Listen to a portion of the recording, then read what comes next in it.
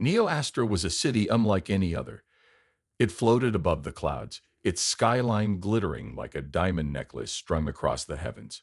Towering skyscrapers hovered midair, their foundations anchored by anti-gravity engines that hummed softly day and night. Neon lights painted the streets in hues of electric blue, fiery red, and pulsating green, making it seem as though the entire city was alive with energy. But beneath all the shimmer and shine, there was an unspoken truth. Neo Astra wasn't built for everyone. The wealthy lived high above, literally and figuratively, in luxurious penthouses where robots served them meals and holographic screens displayed endless entertainment. They called themselves the Ascendants because they believed they had risen above the struggles of ordinary life. For them, money was no object and time was measured not in hours or days, but in credits earned and spent. Down below, however, the story was very different. The lower levels of Neo Astra were crowded, chaotic, and crumbling. Here, people struggled just to survive. Streets were lined with makeshift stalls selling everything from synthetic food to second-hand tech. The air smelled faintly of burnt metal and oil, a constant reminder of the machines that powered the city but also polluted it. This part of Neo Astra belonged to the working class, often referred to as the grounded. They worked long hours in factories, warehouses, and repair shops, earning barely enough to pay rent on their tiny apartments. And then there were those who fell through the cracks entirely, the forgotten ones. These were the poorest of the poor, living in shanty towns on the outskirts of the city. Their homes were little more than scraps of metal and plastic welded together. There was no running water, no electricity, and certainly no hope of ever climbing out of poverty. Yet somehow they found ways to endure. In one such corner of the slums stood Granny Ilara's humble cart. Every morning, she would roll it out onto the busiest street, setting up her display of galactic grub wraps. These wraps were her specialty, a mix of spiced vegetables, synthetic meat, and tangy sauces wrapped in edible foil. They weren't fancy, but they were filling, affordable, and surprisingly delicious. To many in the slums, Granny's cart was a lifeline. A meal from her might not change your life, but it could get you through another hard day. Granny Ilara herself was something of a legend in the neighborhood. She was small and wiry, with silver hair tied back in a loose bun and laugh lines etched deeply into her face. Her eyes, though clouded with age, still sparkled with mischief and wisdom. Everyone knew her name, and everyone respected her. Some even whispered stories about her past, that she used to be a brilliant scientist who helped design some of Neo Astra's most advanced technologies. Whether these rumors were true or not, no one could say for sure. All they knew was that Granny Ilara had been around longer than anyone else, and she always seemed to know exactly what to do when trouble came knocking. Trouble, unfortunately, had a way of finding her. One particularly sweltering afternoon, as Granny arranged her wraps neatly on the cart, a group of men approached. They wore matching black jackets emblazoned with the symbol of a jagged veil, the Iron Veil. This gang ruled the slums with an iron fist, extorting money from anyone trying to make a living. Most people paid them without question. Resisting only made things worse. Well, sneered the leader of the group, a tall man with cybernetic implants glinting under the sun. His voice dripped with mockery. Look who we've got here. Old Granny Ilara, still peddling her little snacks like nothing's changed. Granny didn't look up. She continued arranging her goods, pretending he wasn't there. If you're hungry, I've got fresh wraps today, she said calmly. Special discount for first-time customers. The gang leader chuckled darkly. Oh, Granny, you never fail to amuse me. But let's cut to the chase, shall we? You're late on your payment, again. I don't owe you anything, Granny replied, finally meeting his gaze. Her tone was firm, leaving no room for argument. The man's grin vanished instantly. He stepped closer, towering over her frail frame. Listen carefully, old woman. In this part of town, you either pay us or suffer the consequences. Your choice. Behind him, his cronies snickered, clearly enjoying the show. One of them kicked at the base of Granny's cart, causing it to wobble dangerously. Another reached out and grabbed a wrap, tearing off the foil wrapper with his teeth. Granny clenched her fists tightly. She hated bullies, especially ones who preyed on the weak. But she also knew better than to fight back. Not now, anyway. Instead, she forced herself to stay calm. Take whatever you want, she said quietly. But mark my words, karma will catch up to you sooner or later. The gang leader laughed, throwing his head back dramatically. Karma? Oh, Granny, you crack me up. Maybe karma will come save you too, right after pigs fly and robots start thinking for themselves. With that, he signaled his men to leave. Before going, they overturned her cart, scattering the wraps across the dusty ground. Passers-by watched silently, too afraid to intervene.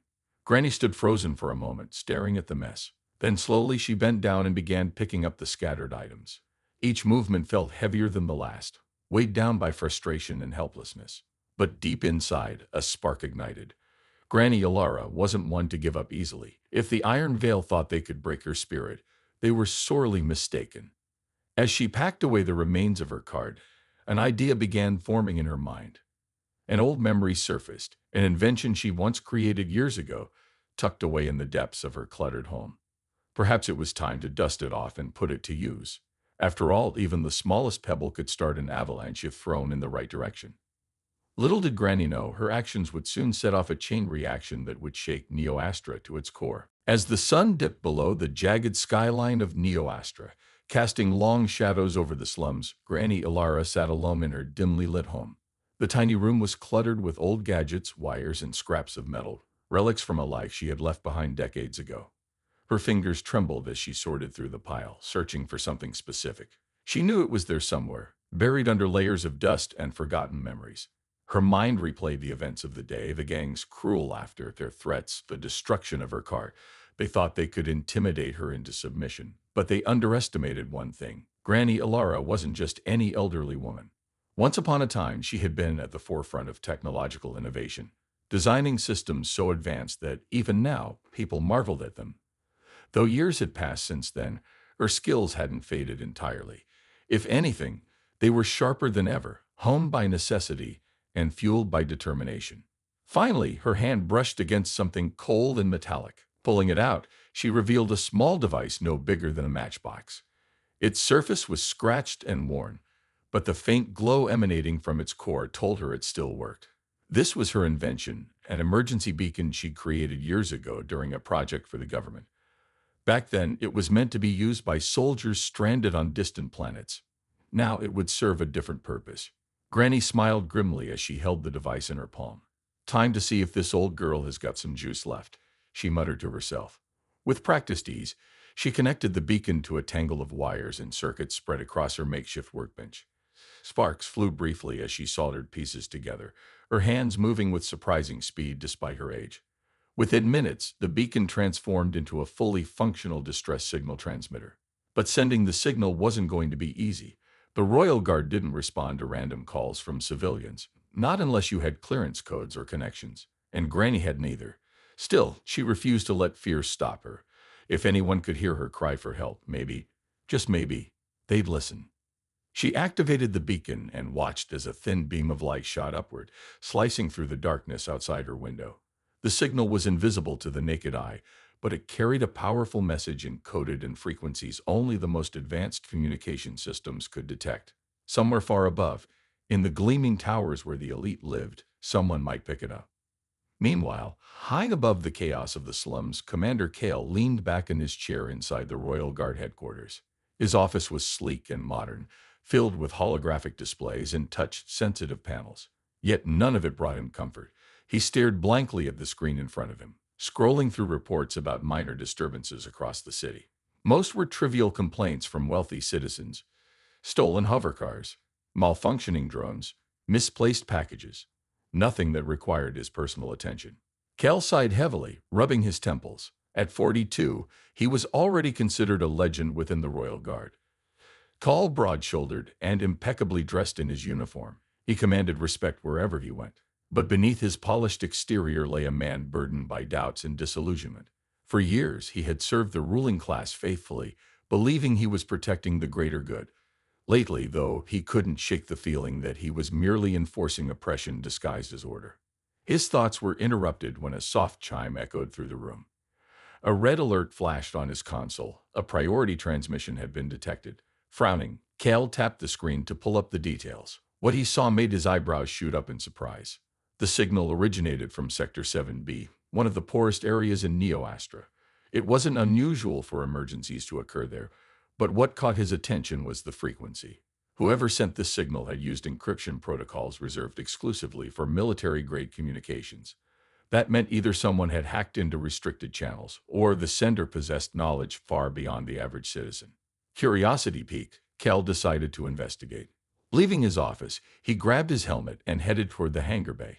As he climbed aboard his personal patrol vehicle, a sleek black hovercraft equipped with weapons and surveillance gear, he couldn't help but wonder who in the slums could possibly send such a sophisticated message. Back in the slums, Granny waited anxiously. Hours passed, and there was no sign of anyone responding to her signal. Doubt began creeping into her mind. Had she done something wrong? Was the beacon too outdated to reach anyone? Just as she started losing hope, a low hum filled the air. Looking up, she saw a shadow descending rapidly, a hovercraft marked with the emblem of the Royal Guard. Her heart raced as the craft landed smoothly a few feet away. Out stepped Commander Kale, his imposing figure silhouetted against the fading light. His piercing blue eyes scanned the area before settling on Granny standing near her damaged cart. "Who sent the distress signal?" he asked, his voice firm yet not unkind. Granny straightened her posture, refusing to appear intimidated. "That would be me," she replied evenly. Kale blinked in surprise. Of all the possibilities he had imagined, an elderly woman in ragged clothes hadn't crossed his mind. "You?" he repeated, skepticism evident in his tone. "Do you realize how serious it is to use military frequencies without authorization?" "I do," Granny said calmly. "And I also know that nobody pays attention to cries for help from down here unless they're loud enough to break through the noise." For a moment, Kel didn't respond. Instead, he studied her face, noting the lines etched by hardship and wisdom. There was something about her demeanor that intrigued him. Despite her frail appearance, she radiated strength and intelligence. Deciding to give her the benefit of the doubt, he gestured toward her cart. "Tell me what happened." Granny recounted the incident with the iron veil, sparing no detail. As she spoke, Cale listened intently, his expression growing darker with each word. When she finished, he nodded slowly. "I'll deal with them," he promised. Then, narrowing his eyes slightly, he added, "But why did you use classified frequencies? How do you even know about them?" A ghost of a smile crossed Granny's lips. "Let's just say I've been around long enough to understand how things work in this city, including technology most people have forgotten exists." Cal raised an eyebrow. "Forgotten tech, huh? Care to elaborate?" "Not tonight," Granny replied cryptically. "But if you're truly interested in helping, stick around. You might learn something worth knowing." Before Cal could press further, a commotion erupted nearby.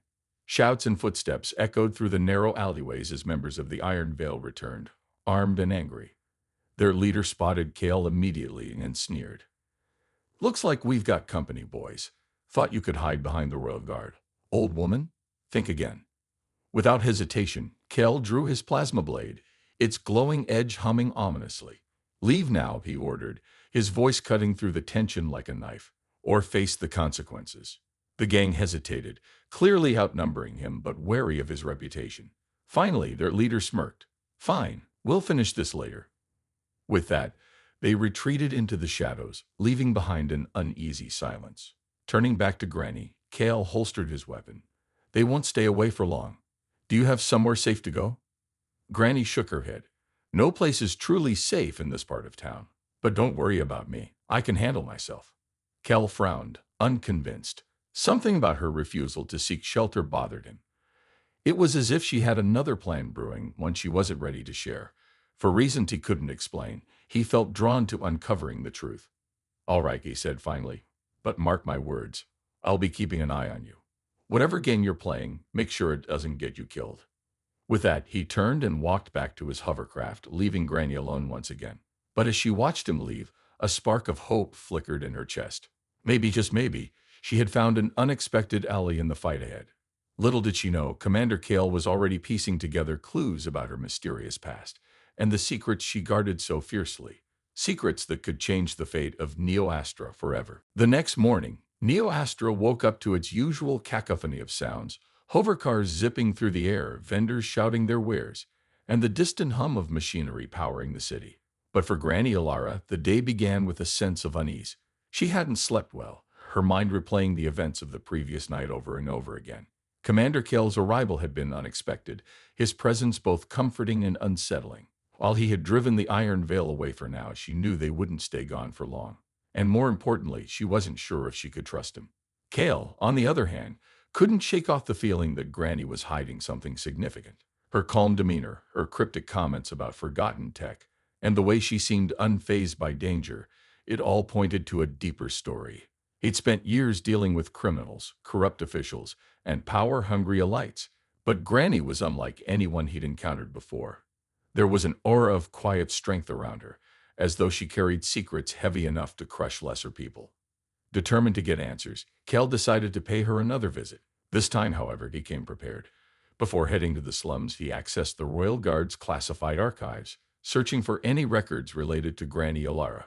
What he found shocked him. Decades ago, she had been one of the brightest minds in Neo-Astra's scientific community. Her name appeared in numerous patents and research papers, including groundbreaking work on quantum computing and artificial intelligence. But then, abruptly, her contribution stopped. No explanations, no retirement announcements, just silence. Armed with this newfound knowledge, Kel returned to the slums, his hovercraft landing softly near Granny's cart. She was already there, tidying up the remains of her makeshift stall. Seeing him approach, she raised an eyebrow, but said nothing. "You didn't tell me you used to be a scientist," Kel began, cutting straight to the chase. Granny paused, her hands resting on the edge of the cart. For a moment, she considered denying it, but something in Kel's tone told her he already knew. "And what if I did?" she replied evenly. "Does it change anything?" "It changes everything," Kel said, stepping closer. "You're not just some random civilian sending out military-grade distress signals. You've got access to technology most people can only dream of. So tell me, what are you really after?" Granny sighed deeply, as though weighing her options. Finally, she gestured for him to follow her inside her tiny home. Once they were seated amidst the clutter of gadgets and tools, she began to speak. "I worked for the government once," she admitted, her voice tinged with bitterness. "Back when I believed we were building a better future. They called us visionaries, pioneers. We created technologies that could have changed the world for the better. Quantum energy grids, sustainable food systems, medical advancements that could cure diseases overnight. But instead of using them to help everyone, they locked them away, reserved them for the elite." She paused, her gaze fixed on a dusty corner of the room. "When I tried to protest, they silenced me, stripped me of my credentials, erased my name from history, left me here to rot while they profited off my work."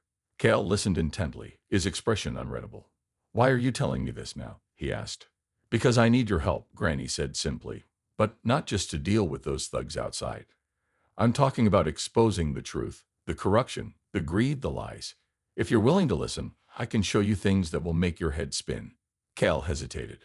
On one hand, he wanted to believe her. The system he served had always felt hollow, riddled with cracks he couldn't ignore.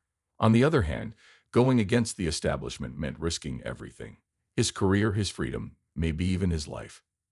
"What makes you think I won't turn you in?" he challenged. Granny smirked faintly. "Because deep down, you're not like the rest of them. You joined the Royal Guard to protect people, didn't you? Not to enforce oppression." Her words hit a nerve. Cale looked away, struggling to reconcile his duty with the growing doubt gnawing at him. After a long pause, he nodded slowly. "All right, show me what you've got." What followed was a whirlwind tour of Granny's hidden world. She led Cale to a secret compartment beneath her floorboards, revealing a cache of devices and blueprints that looked like they belonged in a sci-fi movie. Among them was a prototype AI core, small, sleek, and pulsating with a soft blue light. "This is Project CNTINEL," Granny explained. "It was supposed to be the next step in AI development, a self-learning system designed to assist humanity. Instead, the government turned it into a weapon. They programmed it to spy on citizens, manipulate markets, and suppress dissent. When I refused to cooperate, they shut the project down and buried it." Cal stared at the device, his mind racing. If what Granny said was true, this single piece of technology could expose decades of corruption. But getting it into the right hands would be nearly impossible. The higher-ups in the Royal Guard, and beyond, would stop at nothing to keep it hidden. Before they could discuss further, the sound of approaching footsteps interrupted them. Peering through the window, Granny spotted several members of the Iron Veil lurking nearby, accompanied by men in dark suits. Clearly, someone had tipped them off about Cale's visit. "We don't have much time," Granny whispered urgently. "If they find this place, we're done for." Kel glanced at her, then at the AI core. "Where can we go?" "There's an old lab beneath the city," Granny replied. "Abandoned years ago. It's risky, but it's our best shot." Without hesitation, they grabbed the essential items and slipped out the back door, narrowly avoiding detection. The journey to the underground lab was tense and perilous, involving narrow alleyways, collapsing tunnels, and close encounters with drones patrolling the area. Along the way, Granny shared fragments of her past, how she had secretly salvaged parts of Project CNTINEL before it was destroyed, how she had spent years piecemeal rebuilding it in secret. When they finally reached the lab, Kel was awestruck. The space was vast and eerily silent, filled with rows of dormant machines and dusty control panels. In the center stood a massive holographic interface, still functional despite years of neglect. This is where it all started, Granny murmured, running her fingers over the console. And where it might end. As she connected the AI core to the system, data streams flickered to life, illuminating the room with cascading lines of code. Kel watched in amazement as the AI began analyzing information, uncover heartbreaking truths about Neo-Astra's ruling class, illegal experiments, embezzled funds, and countless lives ruined in pursuit of profit. We can use this to bring them down, Granny said firmly. But we'll need allies, people who aren't afraid to fight for justice. Kel nodded, resolve heartening in his eyes. Then let's start recruiting. Meanwhile, above ground, chaos erupted as news spread of Kale's disappearance. The Royal Guard launched a citywide manhunt, accusing him of treason. Meanwhile, the Iron Veil ramped up their attacks on the slums, determined to find Granny and recover whatever secrets she possessed. Unbeknownst to them, the real battle was about to begin, not with swords or plasma blades, but with information and courage. Granny Ilara and Commander Kale had ignited a spark that threatened to burn down the entire system. Whether it would lead to salvation or destruction remained to be seen. The underground lab buzzed with activity as Granny Ilara and Commander Kale worked tirelessly to decode the data extracted from Project Centennial. The AI core hummed softly, its blue light pulsating like a heartbeat, while holographic displays projected streams of information across the walls. Each revelation was more damning than the last. Evidence of illegal experiments, mass surveillance programs, and financial corruption that reached the highest levels of Neo-Astra's government. It was clear that exposing this information would shake the foundations of the city. But time was running out. Outside, the slums were descending into chaos. The Iron Veil had intensified their harassment, using fear and violence to keep the residents in line. Meanwhile, the Royal Guard patrolled the streets, searching for any sign of Kale or Granny. Posters bearing Kale's face labeled him a traitor, while rumors spread that Granny was aiding him. For the people living in the slums, it felt like the walls were closing in. Kale leaned back against a dusty control panel, rubbing his temples. "This is bigger than I thought," he admitted, his voice heavy with exhaustion. "If we release this information without a plan, they'll destroy us before anyone sees it." Granny nodded, her expression grim but resolute. "We need allies. People who can help us spread the truth and protect themselves when the backlash comes. Alone, we're just two voices shouting into the void. Together, we could start a movement." Kel raised an eyebrow. "You mean rebellion?" "I mean survival," Granny corrected sharply. "These people have been crushed underfoot for too long. All they need is hope and proof that they're not powerless." With that, they devised a plan. Using the lab's outdated but functional communication systems, Granny hacked into the city's public broadcast network, creating a secure channel to send encrypted messages. They started small, reaching out to trusted individuals Granny knew from her years in the slums, former colleagues turned refugees, street vendors with sharp eyes, and even disillusioned members of the Royal Guard sympathetic to their cause. One by one, these unlikely recruits began trickling into the lab. Among them was Mira, a young hacker known for her ability to bypass even the most advanced firewalls. Rook, a former soldier disillusioned by the Guard's corruption. And Zin, a mechanic whose cybernetic enhancements made him both feared and respected in the slums. Together, they formed a ragtag team united by a shared goal, to expose the truth and reclaim Neo-Astra for its people. A night of secrets and sacrifices. As the group strategized, tensions ran high. Some argued for immediate action, believing the sooner they acted, the better their chances of success. Others urged caution, warning that rushing in unprepared would only lead to disaster. Through it all, Granny remained the calm center, guiding the discussions with wisdom earned through decades of hardship. "We strike at dawn," she declared finally. "By then, we'll have enough evidence compiled to make our case undeniable. But first, we need to secure the lab. If they find us here, everything we've worked for will be lost." Mira volunteered to set up digital traps throughout the system, ensuring that anyone attempting to hack into their operations would trigger alarms, or worse.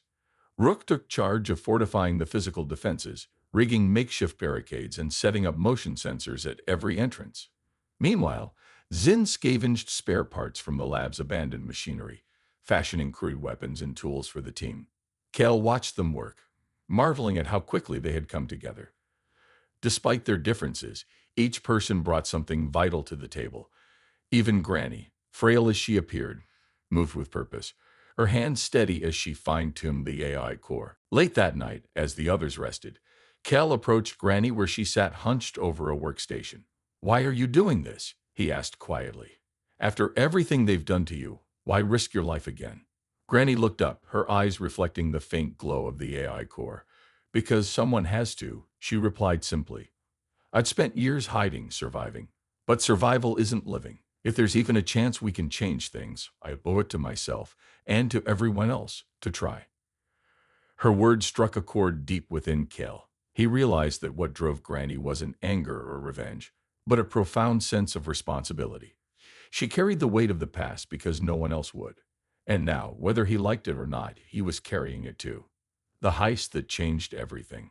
At dawn, the team sprang into action. Their mission was simple yet perilous.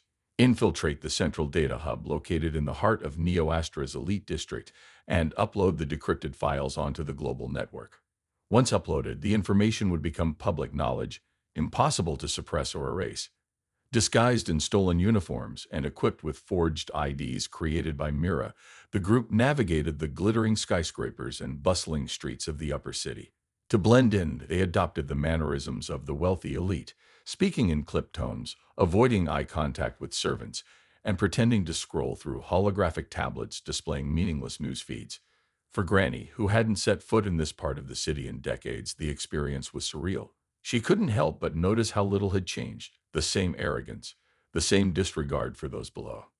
Reaching the data hub proved easier than expected, thanks to Mira's hacking skills. However, extracting the necessary clearance codes required splitting up.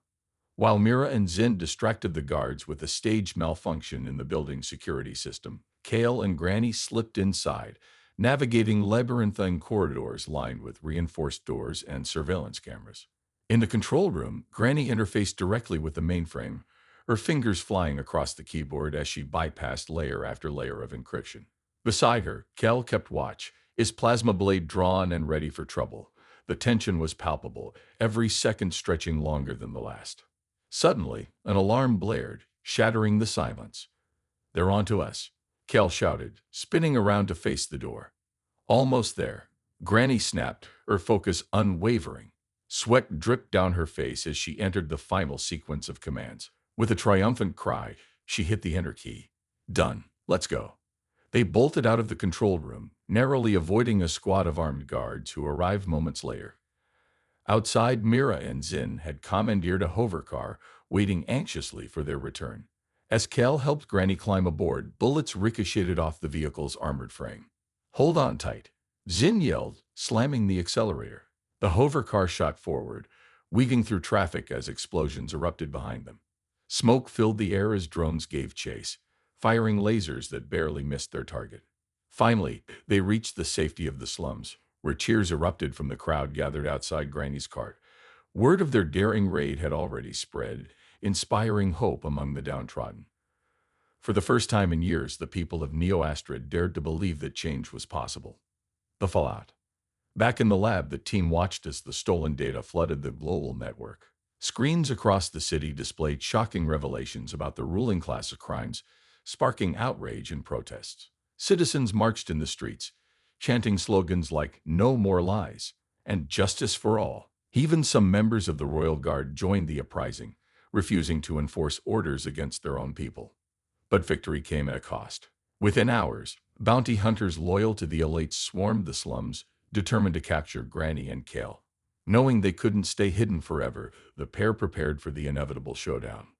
"We did good," Granny said softly, gazing at the chaos unfolding outside. "Whatever happens next, we gave them a fighting chance." Kel placed a hand on her shoulder, offering a rare smile. "And we'll keep fighting until the end." As the sun rose over NeoAstra, Casting golden light over its fractured skyline, Granny and Kale stood side by side, ready to face whatever came next. Together, they had ignited a revolution, one that promised to reshape the future of humanity. The aftermath of the global data leak was nothing short of seismic. Neo-Astra, once a city defined by its glittering divide between the elite and the oppressed, now stood on the brink of revolution. The streets were alive with chants, protests, and makeshift barricades as citizens from all walks of life united under one banner: justice. Screens across the city displayed damning evidence of corruption, greed, and exploitation at every level of government. For the first time in decades, the truth could no longer be buried. But for Granny Alara and Commander Kale, the fight was far from over. The final stand. It didn't take long for the ruling class to retaliate. Within hours of the broadcast, heavily armed forces loyal to the elites descended upon the slums, determined to crush the rebellion before it gained momentum. Hovercrafts buzzed overhead like angry hornets, firing warning shots into the crowd.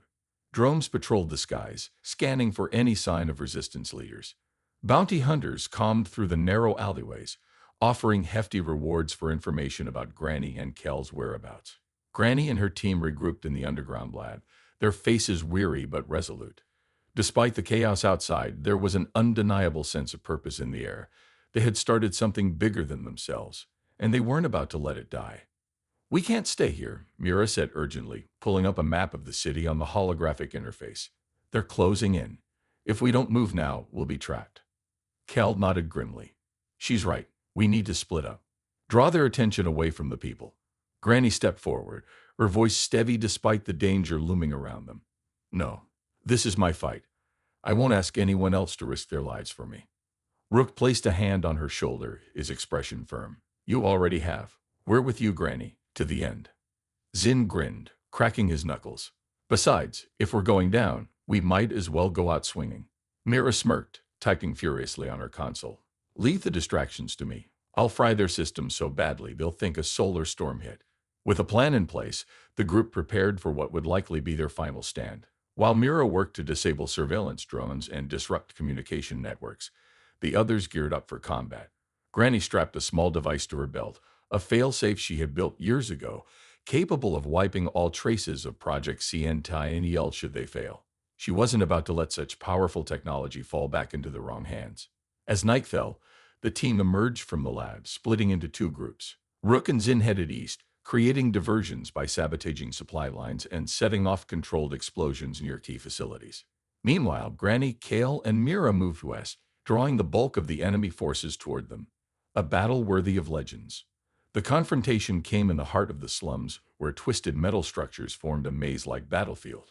Granny and her companions fought with everything they had, Kale wielding his plasma blade with precision, Mira deploying EMP grenades to disable robotic enforcers, and Granny using her quick thinking to outmaneuver opponents half her age. Every step felt heavier than the last, but they pressed on, driven by the knowledge that countless lives depended on their success. At one point, Granny found herself cornered by a squad of bounty hunters. Just as she thought it was over, Kel appeared out of nowhere, cutting down their attackers with ruthless efficiency. Breathing heavily, he extended a hand to help her up. "Still think you don't need allies?" he teased, though his eyes betrayed his concern. Granny chuckled weakly. "All right, you win.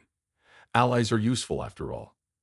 Their moment of levity was cut short as a massive hovercraft descended above them, its cannons trained directly on their position. From aboard the craft, a familiar figure emerged, the leader of the Iron Veil, flanked by corrupt officials who had orchestrated much of the city's suffering. His voice boomed through speakers, amplified for dramatic effect. "Surrender now, or watch your precious rebellion burn," he sneered, his cybernetic implants glowing ominously in the dim light. Instead of responding, Granny activated the device on her belt. A pulse of energy radiated outward, temporarily disabling the hovercraft's systems. Seizing the opportunity, Kel leaped onto the craft, engaging the gang leader in a brutal hand-to-hand fight. Sparks flew as their weapons clashed, each blow echoing through the night. In the end, it was Kel's resolve that won out. With a final strike, he disarmed the gang leader and sent him tumbling off the edge of the craft, leaving him unconscious on the ground below. The remaining forces scattered, realizing the tide had turned against them. Victory and legacy. As dawn broke over Neo-Astra, the city began to awaken to a new reality. The ruling class had been exposed, their power stripped away by the weight of their own crimes. Citizens celebrated in the streets, tearing down statues of corrupt leaders and replacing them with symbols of hope and unity. Among them was Granny Ilaras, standing beside her repaired cart, serving galactic grub wraps to anyone who passed by. Her actions had made her a legend, an icon of resilience and defiance. People called her the spark that lit the flame, crediting her with igniting the movement that changed the course of history. Yet Granny remained humbled, insisting that the real heroes were the ordinary people who had risen up together. Commander Kale, too, had undergone a transformation. Disillusioned with the Royal Guard, he resigned his post and joined the newly formed council tasked with rebuilding Neo-Astra. He became known as the Defender of the Grounded, dedicating his life to protecting those who had long been ignored. Even Mira, Rook, and Zin found their places in the New World Order. Mira became the head of a tech collective focused on ethical innovation, ensuring that advancements benefited everyone equally. Rook trained volunteers in self-defense, turning former soldiers into protectors of peace. And Zin used his mechanical skills to repair homes and infrastructure, giving the slums a fresh start. Epilogue: a brighter future. Months later, Granny sat on a bench overlooking the transformed city. The slums were gone, replaced by vibrant neighborhoods filled with laughter and life. Children played in parks illuminated by clean, renewable energy, while adults worked side by side to build a society based on fairness and compassion. Behind her, Kel approached, holding 2 cups of steaming tea. "Thought you could use a break," he said, handing her one.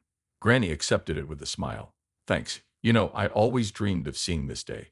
Never thought it'd actually happen." Kel chuckled. "Well, dreams are just plans waiting to come true." They sat in comfortable silence, watching as the sun bathed Neo-Astra in golden light. Somewhere nearby, someone started singing, a melody picked up by others until it filled the air like a promise of brighter days ahead. For Granny Ilara and Commander Kale, the battle may have ended, but their legacy lived on. Together, they had proven that even in the darkest times, courage and determination could light the way to a better future. And so, Neo-Astra entered a new chapter, not as a city divided, but as a home for all.